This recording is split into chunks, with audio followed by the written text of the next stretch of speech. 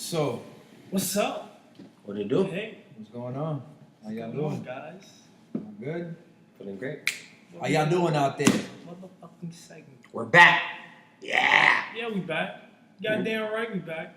We're not going nowhere. We're not So go ahead. Talk all that shit. talking. Pop all that shit. Pop it. Dislike all that shit.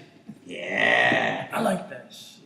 We love that shit. Love that shit. Love it. Fucking great. Amazing. Yeah, man. We took like a 2-week hiatus. Man, fuck that hiatus shit. They're not keeping track. They don't give two shits. They don't care what the fuck we do, You man. know what they here for, bro? Right. They're here just to see us for like 2 seconds and say, hey, they ain't talking shit. Dislike. Y'all don't care about, us talking about how we could, help our culture Productivity. and stuff like that. You know what's so funny? I was actually scamming through the comments, right? Because I do read the comments. Yeah. I appreciate the ones that actually are logical and understand where we're coming from, what we're trying to do. You know what I'm saying? Not the ones that say, "Oh, caffeine is a fake philosopher now." Yeah, just the haters and stuff. Not saying that people are built with personalities. Right. You know what I'm saying? If you was to get a chance to know your favorite artist, you'll know that they have many layers to themselves. You know what I'm saying? So all that hate, you know what I'm saying, is just showing that I call y'all Trump fans. You know what I'm saying? What's up to all the Trump fans out there? And what up to all the realists too? Facts.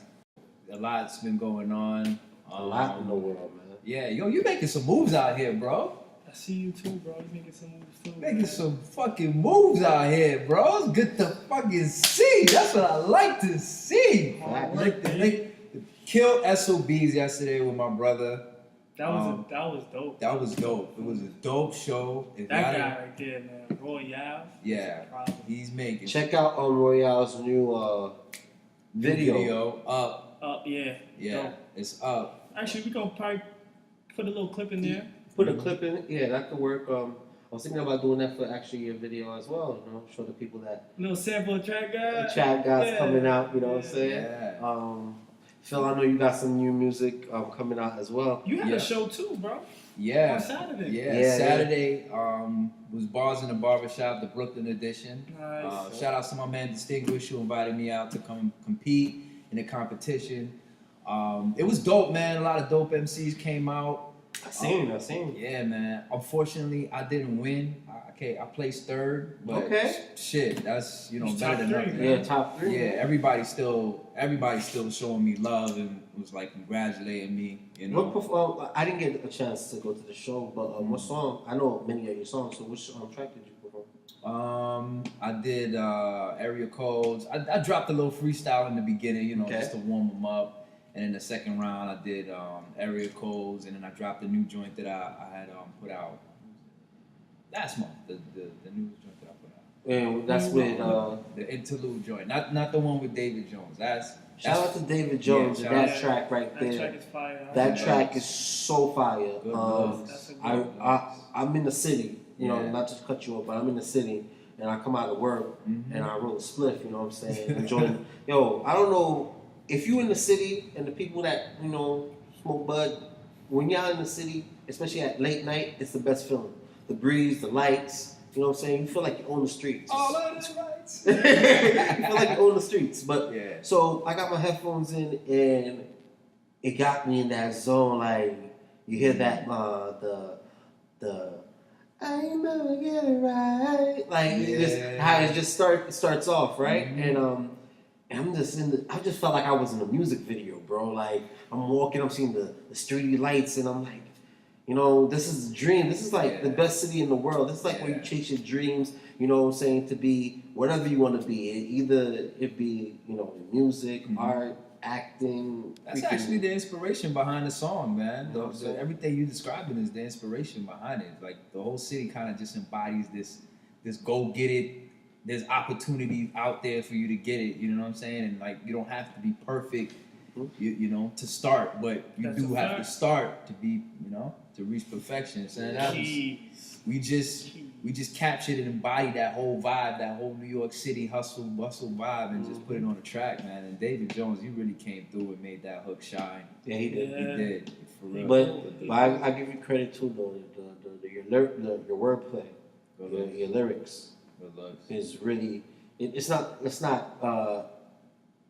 like useless. It's not a useless vessel type of track. It's like you really, if you pay attention, you could. It's a motivational track. It really gets you on. Yeah. It to me, it's like real life. Yeah. You know what I'm saying? Because I don't know nobody that once they got into anything, they started shining.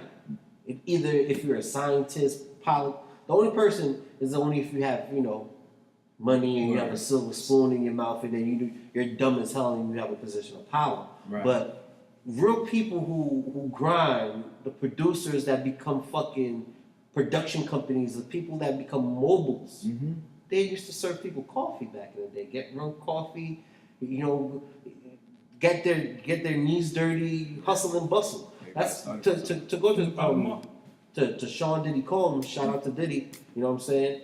When he sent those guys to go to the whole Cheesecake Factory, people was like, "Oh, he's on his shit." That. But that wasn't really that. That was to show like, yo, you have an opportunity here, and no matter what it is, you're gonna do whatever it takes to get that title. Yeah. If Diddy was to tell me to go get cheesecake, I wouldn't hustle him. But I wouldn't hustle and fuss. I'd be like, all right, that's what you want, my man. All right, I got you. You know what I'm saying? Because I know that his approval or his okay opens up a bunch of other okays. You know what I'm saying? Yeah. Once he co-signs you, it's give you the stamp of approval. That's like anything, like a doctor. If you're a doctor, you got to know that surgeon that probably is going to help you out in your career. You got to know who to network with to open these doors for you. That's very true. You know what I'm saying? Very true. Yeah, man. This is a city where networking is key, man. Key.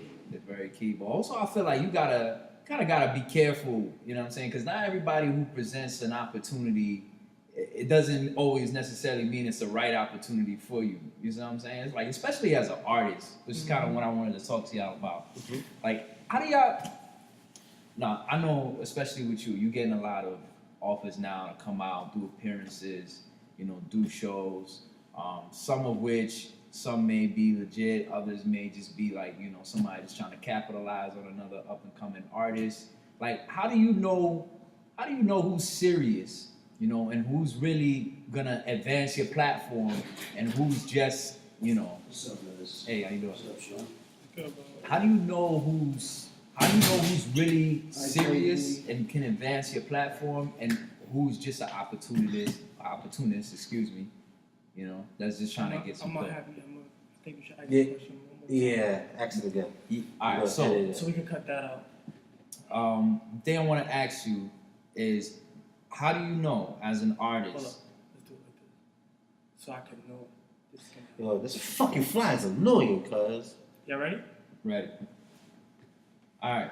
So, as an artist, how do you know when somebody was preventing you an opportunity to come out and perform, whether it's a legit opportunity or it's a bust? Because like sometimes I feel like a lot of people out here now, they see that there's a growing community of performers and entertainers and artists, and I feel like some of them just trying to hop on the wave and make some quick bread by putting together any half-ass showcase and then get everybody else to come and promote it and fill the room up so that they could bring in money. But they're not really giving nothing in return. You know what I'm saying? You performing for empty rooms and shit. Like, I done been through a lot of that. So like, how do you know what's legit? How do you know who's legit? And how do you know what's a dub? That's a good question. Like starting up, I don't think you really have much of a choice. You kind of just gotta grind. You know what I mean? It's like you gotta go through the ups and downs. You gotta go through that false promise until you start weaving out and you generate that following of people that's gonna follow. Like a room full of 3 people, you came there and brought 2, but you added that one person. Now you got 3 following you to the next place you go to. It's like you picking up until you get to that point of being demanded and people see your grind and respect it for what it is. Right. You got a little more leverage at that point. That's when the pull starts. How you feel about it, Space? Like, do you agree with the promoters end, or you feel like artists need to be a little bit humble on that side, or do you feel like maybe they could meet somewhere in the middle. My thing is, in the beginning, it's kind of like you have to go through that. But Yeah. there comes a time, my fault to cut you off, there comes a time where you start to realize this is not for you no more. Those venues where the sound is not proper, there's a little hole in the wall spot. It's just like, yo, I'm above. Not that you're above it, but there's a time where you have to say to yourself, not to be against it, but there's a point where you have to say, all right, I've done this. Yeah. Enough. I paid my dues here. Yeah. You know what I mean? And then you just start having to, and then there's that phase of the pay to play. Yeah. Yeah. You gotta put up to get tickets to sell, so on and so forth. Yeah. There's that stage till you build that till your name is recognized as a brand or something, or your team, your movement, or whatever you have going on is recognized, and people want you to come. Because when you guys come, you guys bring people with y'all. When you bring people with y'all bring money. Because y'all gonna come and spend money on drinks, pay at the door, whatever the case is. And that's when people starting to notice you. They're like, yo, you seen these guys here? Yeah. And they came over here, A, B, and C came through. And people start to look at you like, yo, we gotta reach out to them. They start reaching out to you. Or they heard your name here. They saw you with this guy. This guy vouched for you. Yeah. This girl vouched for you, or so on and so forth. And then after a while, it's been, you know what I mean? I mean, I agree exactly what Sean is saying, but I feel as if you know, with a up and coming artist, it's good to go through the proving grounds. You know what I'm saying? When I say the proving grounds, It's it's not like even good. You have to. I think you could avoid that, and I think there's artists that do avoid that. With are. Social media definitely help with not having to do that. What you mean? Social media, like if you are able to understand how to utilize social media, Yeah, you could avoid. You could take off you don't without have to ever rely going on out that. on the show. Yeah, Yeah, that's true. There's artists that have never performed that pop, but their showmanship is horrible. Yeah, You know what I'm saying? That's true. but all right, like you know, you were saying to weed it out. How do you weed out the hole in the wall shows to the venues that actually mean something that can help you in your career or whatever, boost your promotion? Right. It really is down to social media, where you know you do your homework. Where if somebody's saying they're a promoter, if you're a promoter, you're supposed to have valid following. You know what I'm saying?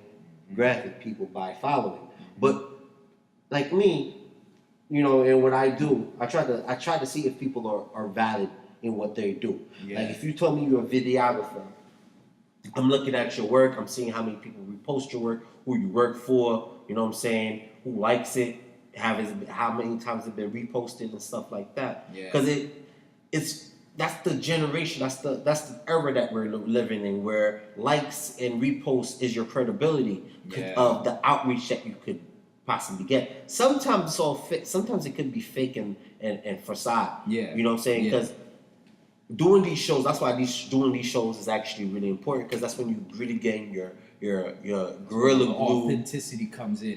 Your gorilla glue base. You know what I'm saying? Like that's Who's the gonna fan. be at the show? Is another thing too. Who do you surround yourself with? Who's gonna be like the face? A lot of the good things, the important things, is be memorable. You know, recognized from somebody that can have a pull on what you do. Yeah. So they can see like, all right, I've been seeing you around for a while. I seen your face. Like, even if you don't even get to perform, like even just being in the room, like, yo, what do you do? You know what I mean? After a while, if being at the right spots with the right people, Yeah. sometimes it like, let's just say you hang around, you want to be a videographer and you hang around Spike Lee, but you never told Spike Lee what you do. Yeah. But then again, you're always at these You're wine always tastings. Like you're gonna be like, yeah, something's gonna click where he's like, I gotta say something, or you're gonna be tempted to say, you know what?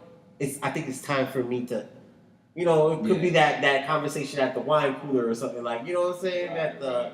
Or whatever the case is, you know, the conversation at the wine cooler, the conversation at the water cooler. Water water cooler. hole or whatever.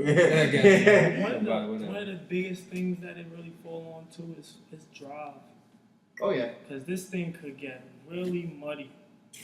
Tell me about you it. could hit a show and you performing for nobody. You know what I'm saying? And not even only that, it could just be this.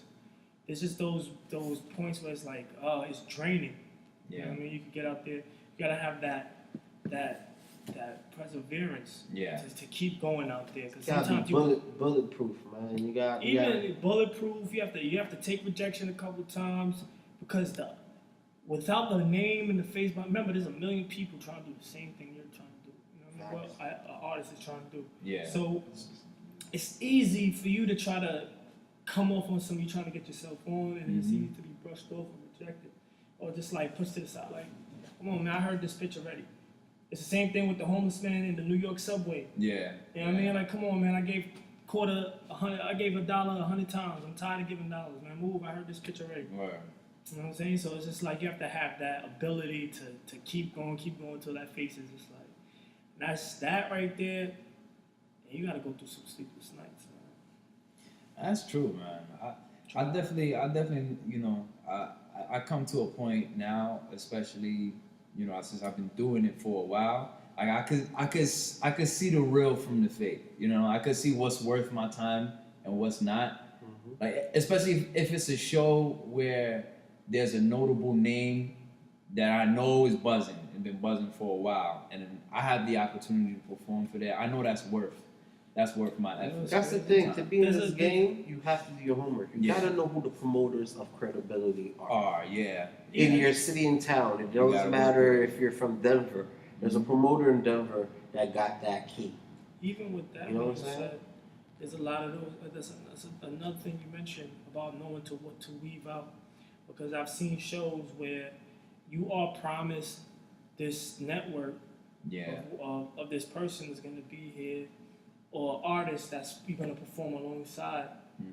You go, you perform with 100 acts, pay for a slot to perform for 100 other acts. Yeah. And you don't even perform in front of this artist you wanted to say you opened up for. Oh yeah, you don't. Because they come for they come at their performance time and leave right after. You know what I mean? They get their little check and they here now showface for a little bit. And if they want to, they stay. But most of the time, these guys are about their money. They want to hit up the next spot. They show a little love. 2-3 pictures with who paid the bigger dollar for that slot. But at the same time, you know, so that's the beginning phase of the grind. Do you think it's better for an artist to jump on those showcases, like pay for a slot time to get on those showcases, or to get their name up, or to start doing their own events, like putting together their own concert? Well, you know how we feel about that. At SME, we all about doing our own events. Ownership and independence. That's a fact. But I was having this talk with one of my guys, my boy. He's actually a part of SME as well. We was talking about this. He feels like, you know, because we've done so many events in the past. So he's like, why go to a space? We've done events where we made more money than ever going to any part. You know what I mean? Than any show. Yeah. So it's just like, I feel you have to always work. Yeah. So if you're not doing your own thing, you can't do your own thing every day. So it's good. Right. That's how you network and meet different people and let them see what you got. I feel that's okay. Like doing your own events, your own showcases, or your own concerts. Yeah. Because that's what it should be, making your own concerts. Yeah. You know what I'm saying? You do basically cut off the middleman, and you get that revenue for yourself. But the thing that I feel that's good to also go to other people's shows, you gotta show love, man. Other people are building the business. Businesses work well with other businesses. Yeah. You know what I'm saying? So if I know somebody else, you might not want to network particularly with the same type of artist with you, or you might want to, but it's good to be an artist that knows different people from different genres as well. Yeah. So you could be exposed to that genre, and they could be exposed to you, and cross fan base. If possible, you know what I'm saying? Because something I like about Jay-Z that he did with Linkin Park was he crossed that brand. You know what I'm saying? He opened up the rock people to the hip hop, and hip hop crowd got opened up to the rock crowd. So you know what I'm saying? If you're gonna do your own thing, that's always good. Because people was rocking with them on the low.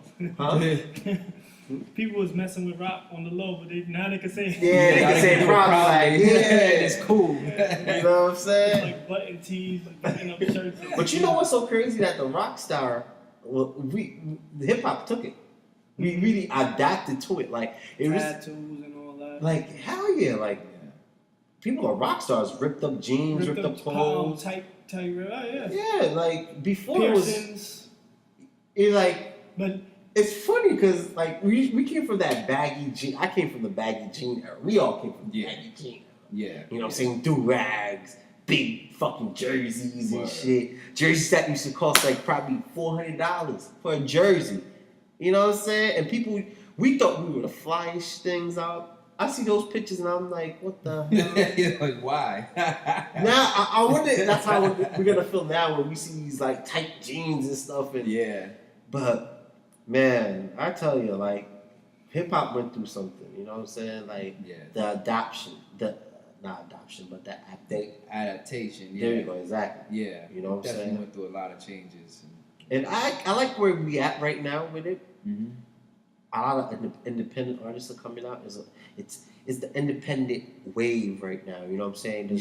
There's a market for those guys that really believe in their music. Yeah. Because, for example, Joey Badass, it might not be signed to a major label or go on crazy tours, but the tours that he do, they're coming to his pocket. Yeah. He's a millionaire. Yeah. He's a successful musician in his own light. You don't have to be on that national stage to be making paper and to be enjoying your music the way you want to promote your music. Same thing with Chance the Rapper. Yeah. Chance the Rapper. He got his own niche. He found his own niche. He went independent. Doing the biggest one. And I work at a venue. And at the venue, I see a lot of rock bands. Mm-hmm. These guys, they're not on Z100 or anything like that, but they got a crazy fan base. They go on tours. People follow them. Yeah. They buy their vinyls. They don't stream it. They probably stream their music too, but they buy the vinyls. They buy the merch. The merch really sells. You know what I'm saying? Mm-hmm. That's something else I promote for any artist to have your own merch. You know what I'm saying? It doesn't matter if it's a hat, a CD. Yeah. But some kind of like memorabilia that attaches to your brand, you know what I'm saying? So when they see that shit, or when they wear that shit, they might go, I want to hear this person, or whatever, I want to see them. It gets questions asked, and then people point back to you, because they got this little... Where you got this hat from, or who's that? Or, for example, who's Fillmore Rich? You know what I'm saying? Like, or who's Sean Andre? And you have these shirts on, or you have, you know, whatever you want to do to promote some stickers on the wall, you know what I'm saying? That's really big to me. I'm like being from New York. Some people like to post stickers in subways and stuff like that. Yeah, I pay attention to that. But it's really rock bands that do that. You know what I'm saying? Rock bands put stickers up and stuff like that. Yeah, and that's a good way to promote yourself too. You know? Yeah, go to bars, diving bars and shit. You ever been to like a diving bar and you see mad stickers on the wall and stuff? Yeah. Comedians do it all the time too, you know. New Eureka got that. Like, you go to the bathroom, stuff and butt stickers everywhere. Mm-hmm. Pyramid is another place. It's like that too. It's wow. Wow, when you said Pyramid, I haven't been to the Pyramid for years. That's a stepping ground. Yeah, that's another people, like proven ground area. Like people who from New York area go to Alphabet City, man, and get on that stage. I feel like everybody who's anybody from New York, you probably touched that stage at least once. At least once, yeah. On your way to the top. It's so necessary. Well, you made a key point, man. Independence is like the way to go. Like radio is no longer the radio and record labels are no longer in control of what's hot. Mm-hmm. You see what I'm saying? Like they only have so much say so when it comes to radio and top 40, but in these days where you could get music anywhere, they can't control the music. And now, like I feel like the power is within the audience's hands. Now, the audience, big time. You know what I'm saying? They can listen to whatever the hell they want. It don't even got to be radio friendly. And your music don't even have to be radio friendly to be hot. Just case in point with Joey Badass. Like in the beginning, he wasn't making a lot of tunes that you would hear in the club, on the radio or strip club and stuff like that. But he had a huge following because that's what people wanted to hear. From him. From him. He was making that 90s reminiscent boom bap style. People was missing that. You know what I'm saying? And radio wasn't playing that. And he picked up on that vibe and he brought it. And his brand blew up because of it. Yeah. So it's like, you know, I really see the independent wave really kicking off in a major way. And you don't really need, although it helps, you know, to go to, you know, radio. I mean, that goes to what it helps with is reaching. It helps reaching a wider audience. Yeah, expansion. That's what it's about. So that's why we trying to expand to you right now. I'm expanding this to you right now. This is the Haitian DJ Cat saying you gotta invest your time in this man right now, Sean Andre.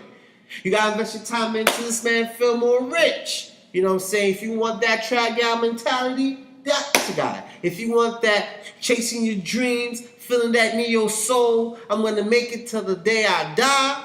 You got Fillmore Rich chasing that bag. We those guys, you know what I'm saying? You gotta take it wherever you can make it. If it's a YouTube channel, if it's a pop-up show, if it's a showcase, if it's your own showcase, it doesn't matter. Be an entrepreneur, get it from the bottom up. Do your homework. Find what you need to find. If it's a film guy, find out who's the photographer in your town that's doing the big things. Get you a team. Get you a team. A professional team. Ooh. Get you a team. Ooh. Everybody got to play a role. Ooh. I tell you this. Behind every great person, it doesn't matter if they're an actor, comedian, fucking instrumental player, they have a team. When they go to rehearsal, when they go to dance practice, they got a team. They learn it from that person. Yo, teach me how you do this. Or, yo, how you play that note. Or, yo, who do I need to talk to? Or, how do you do this flash thing? No, you can't do it by yourself. You know what I'm saying? I don't care who you are. Look at Donald Trump. He's dumb, but he got a bunch of crazy, rich, sadistical people around him. So that's why he's doing that. You know what I'm saying? But yo, I think it's a wrap. Yeah, it's a I wrap. think we It's a wrap like 16 balls. Oh. Keep killing it. Yo, one day, you know what? We should have an episode where all the non-believers, if y'all stay to Dropping this, 16 right if now. y'all, nah, if y'all stay to this, y'all believers, or y'all just some real. Y'all just love to hate. Yeah, y'all love to hate. I'll see that. 16 right the fuck now, bro. Go ahead, son. Go ahead. We should do that every time. We're gonna open up. You know what? From Next this episode, we're gonna drop a 16. from this episode on, Every episode we're gonna open up with a 16. Y'all gonna know who the fuck we do and what we do. I don't know why these niggas keep talking to me like they know me well. Like it's my job to help them make the sale. Oh. Dirty look up on my face like I just had a slice of bread and that shit tastes over instead. See, I grind like Tony Hawk, man. I ride the rail. Okay. Speeding through the conduit, going through it. Still deliver like overnight UPS. Made it over all the stress. Spend more money. Ain't no checks. Don't know why they try to knock me. It ain't cause I'm blessed. I just hustle harder. Y'all niggas just work less. Future looking like a big success. Said I think big. Girlies want me under they dress. Here's a couple things I think I need to address. You fake niggas, y'all swag, y'all plagiarizing. My pockets, I focus on supersizing. Shark Tank, I dare a nigga put his hands in. Spread my wings like tailspin. I remember homeless nights, me starving. Take you on a ride through the wild side. Joker mask on, nigga, fuck a dark night. Joker mask on, man, fuck a hard life. Self-made and I work for mine. Got me feeling myself. I'm on my Tony Starks. I'm ready to pull that out, you know. Woo! That's an over your Stunting in head. my own clothes, though. Okay. Fuck you in that Gucci. That ill-made clothing to get you that coochie. I'm gonna be that's what it used to be. Now it's bitches over money, cause my bitches get me money. Okay. Got a couple of them businesses and they don't feel my arithmetic. Young bandit. I'm just trying to blow up off the cards I was handed like a nigga name was Gambit. Okay. Hope y'all niggas can grasp it.